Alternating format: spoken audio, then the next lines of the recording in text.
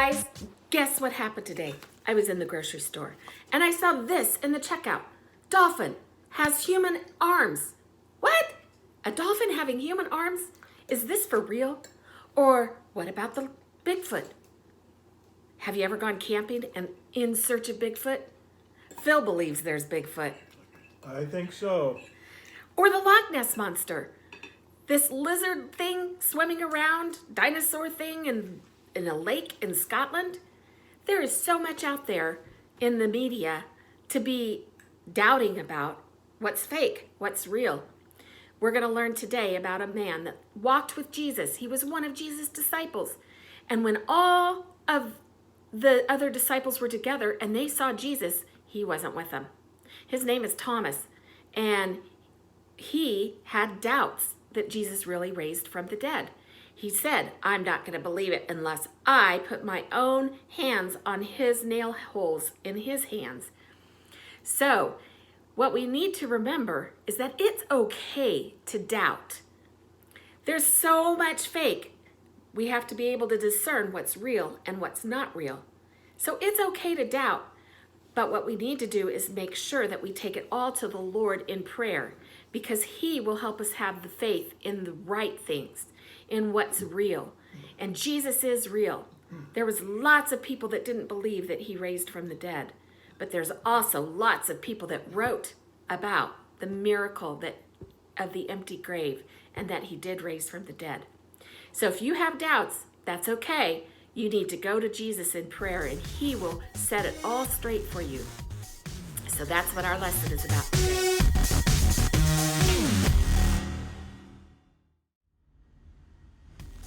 But it's me, and I'm here with your What's Up. Remember, this is Easter Sunday, and there's a lot of people that are wondering what's up.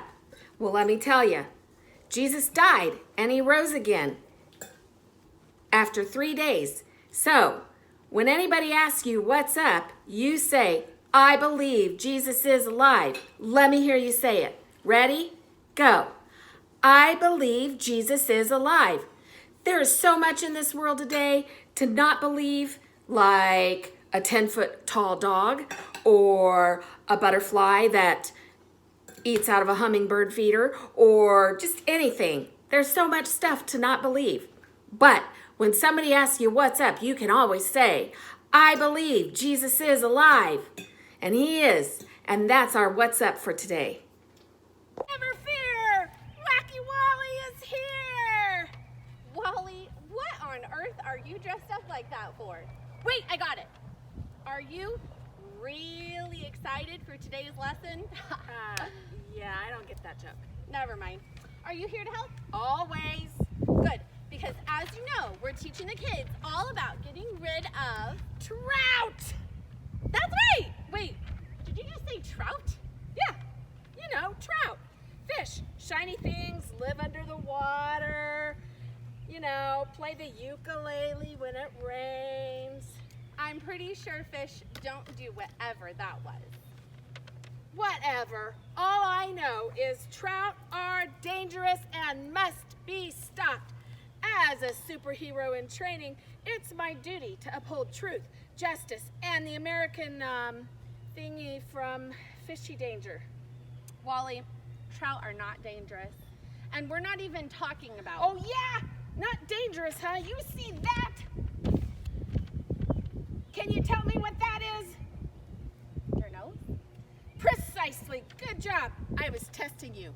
But you see this? That is a bite from a trout or a paper cut. I don't remember. But can you kiss it and make it feel better? Ew, no, no. And we're not talking about trout. We're talking about doubt, getting rid of doubt. You misunderstood us. You just doubt? Doubt? Not trout? I misunderstood you? I seriously doubt that. You just told the kids an important part of the lesson. When you doubt, admit it. I doubt I'm ever going to admit to anything. It wasn't me ever, and you can't prove anything. You are especially weird today. I'm talking about God. Sometimes God's promise can seem impossible. When you doubt God, don't keep it bottled up inside. Admit it. God can handle it. You know why? Why? Because it doesn't matter. Your doubt doesn't change what's true. God is who he says he is, and he'll do what he says he'll do. Man, Jesus must get pretty mad when people doubt him. No, Jesus doesn't get upset when that happens. Jesus loves you even when you doubt. When you doubt, he just sees it as an opportunity to do something amazing. When you start to doubt, you just have a simple choice to make. Ooh, I know this one. Red or blue? No, wait. Peanut butter or jelly? No, wait. Apples or oranges? No. Electric eels or Santa Claus? Oh, I know this. Don't tell me. None of those are right. I'm sorry. The right answer is, the right choice is to choose to believe. When you start to doubt, just remember, we have to get the doubt out. Get the doubt out. Hey, that's fun to say. Get the doubt out, get the doubt out, get the doubt out, scout, trout. No, wait. Get the clout. No, wait. I forgot it already. Let's help him out, okay, guys? Everybody scream. Get the doubt out. Get the doubt out! Good Get job. the doubt One more out! time on the count of 3. 1, 2, 3. Get the the doubt doubt out. I got it now. I'll see you later, boys and girls. I am really excited about today's lesson. Got it? Real? Like my fishing pole? That's the same joke I told earlier. I know. I just said it funnier. Don't doubt it. Until next time, it's up, and wacky wally away!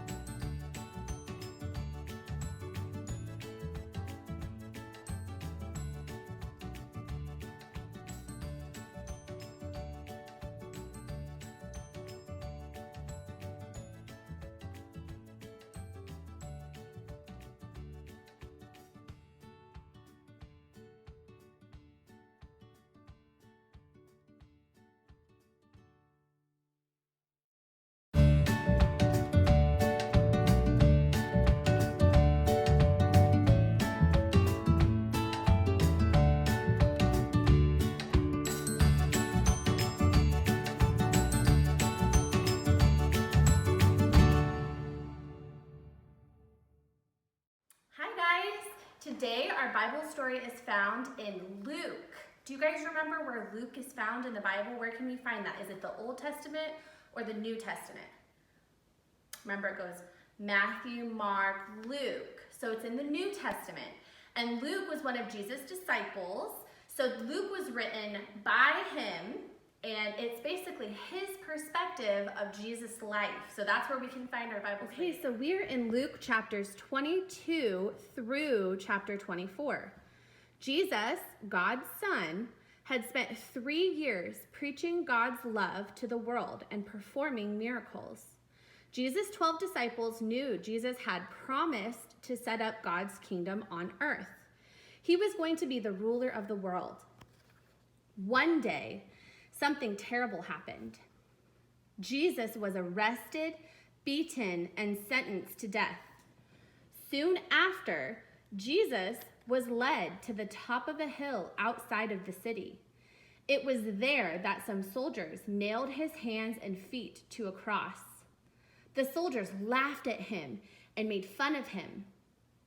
Instead of getting angry, Jesus prayed, "Father, forgive them. They don't realize what they're doing." Jesus died on the cross that day. The disciples were confused. Hadn't Jesus told us that he was the Son of God? How could this be happening to him?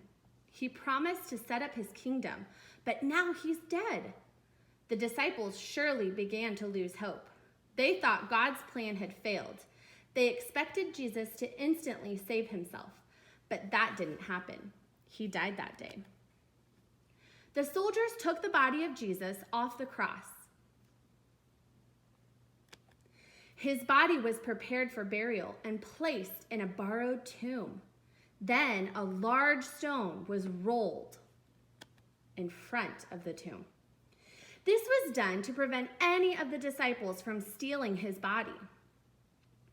3 days later, an angel rolled away the stone from the tomb, and Jesus walked out alive. A few hours later, some women came to the tomb to anoint Jesus' body with some perfume. Guess what they found? Jesus' body wasn't there, only his grave clothes that he had taken off. Suddenly, angels appeared to the women and said, "Why are you looking for Jesus? He isn't here. He is risen from the dead." The women went to find the disciples to tell them the good news. Over the next few days, Jesus appeared many times to the disciples and gave them important instructions. Then he rose up into the clouds all the way to heaven, where he is today, preparing a place for all Christians to one day meet him and spend eternity. What an amazing story!